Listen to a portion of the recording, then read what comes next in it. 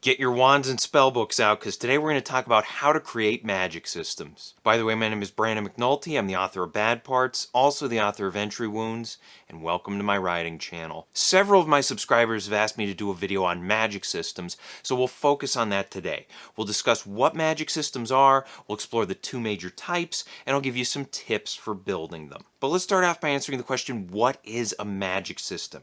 And very simply, it's how you structure magic in your story. And magic can include things like traditional magic spells, superpowers, certain technology, and even things like monsters and supernatural beings. Now, when we're talking about a magic system, we're talking about the rules that determine how magic works within a story world and how characters interact with it. And this can involve things like the source of the magic, as well as special abilities, limitations, how you master it, and so on and so on. Okay, now let's look at the two major types of magic systems, hard and soft. And when we're talking about hard magic systems, these are ones where the rules are clearly defined and they're mostly understood by the audience. The audience understands the magical properties and abilities, and they also understand the limitations, the costs, and the consequences of using magic. And because of this, the audience can anticipate how the magic will impact the story and how characters can use magic to solve problems. And with hard systems, there's less mystery to the magic, but the fun comes from how the characters go about using it. One of the most popular examples of this is Spider-Man.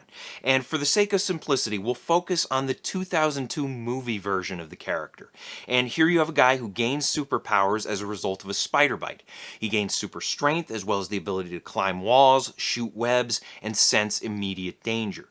And he's limited to these superpowers, meaning that he can't, for instance, learn how to breathe fire or summon a zombie army or anything like that. He's limited to his signature spider abilities, and when he needs to solve a problem, the audience wonders how he'll use those abilities to stop a criminal or protect an ally. Now, when it comes to soft magic systems, these are ones where the rules are vague and mysterious. The audience doesn't fully understand the magic's capabilities and limits. And you have to remember here, there are rules, but the audience only knows some of them. The author is going to know all of them, hopefully, but the audience is only going to know some of them, and because of that, it can be hard for them to predict how magic will be used to solve problems. You might even introduce new spells and abilities out of nowhere as the story goes along. And when done well, a soft system can be great because it creates a sense of surprise and wonder. The Force in the original Star Wars trilogy is an example of this.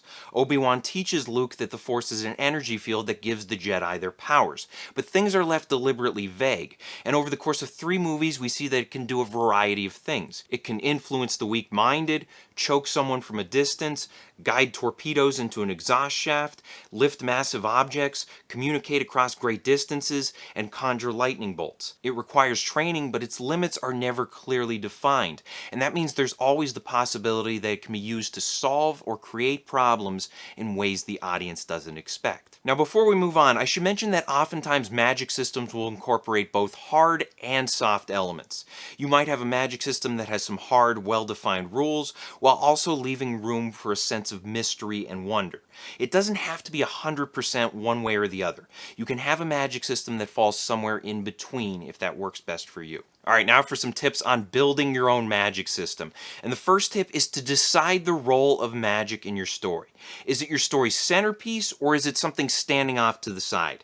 Some stories like Harry Potter embrace their magic system as their core selling point, while others like Game of Thrones may keep magic in the background until it becomes more relevant to the plot. Tip number 2, connect your magic system to your characters and themes in meaningful ways. And magic should be more than just flashy special effects. It should create meaning beneath the surface of your story. For instance, Spider-Man's superpowers aren't just fun and unique, they also enhance the story's themes. And in most portrayals of the character, Spider-Man is a teenager, and the magic system acts as a metaphor for teenage struggles. You have a guy dealing with bodily changes, more responsibility, and the burden of trying to fit into a society that regards him as a freak. Tip number 3, know your magic's limits. Even if your audience isn't supposed to know the limits of your magic system, you, the author, should. And I mentioned Star Wars earlier, and one of the key reasons why the magic system works so well in the original trilogy is because it's relatively believable. There are setups and payoffs. Luke doesn't just pull magic spells out of nowhere, he has to learn to use the Force before he can make a difference with it.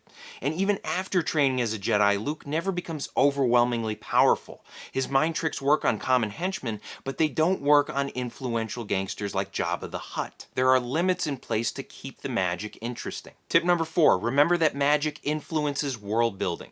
If you're introducing magic into a story, you need to consider the consequences that magic will have on those directly affected and also society as a whole. For example, are magic users embraced or are they persecuted? Does magic create a safer world or a hostile one? How does magic affect a country's economy, its leadership, its values? There are many things to consider here, but you have to remember that whenever you introduce a magic system, you're creating something that people everywhere in your story world will have to react to. Tip number 5, test out your magic system and strive for balance. Nothing is more boring than a broken magic system and inconsistent rules. So when you're crafting your magic system, be sure to write some test scenes where magic gets put into action. Make sure there are limits and cost, or at the very least, make sure that there are enemies who can keep your hero in check.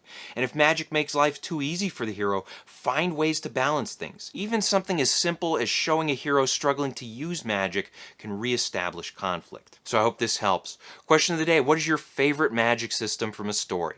Let us know in the comments section below. Thank you for watching. If you want to support the channel, please pick up a copy of either one of my books and be sure to leave reviews on Amazon.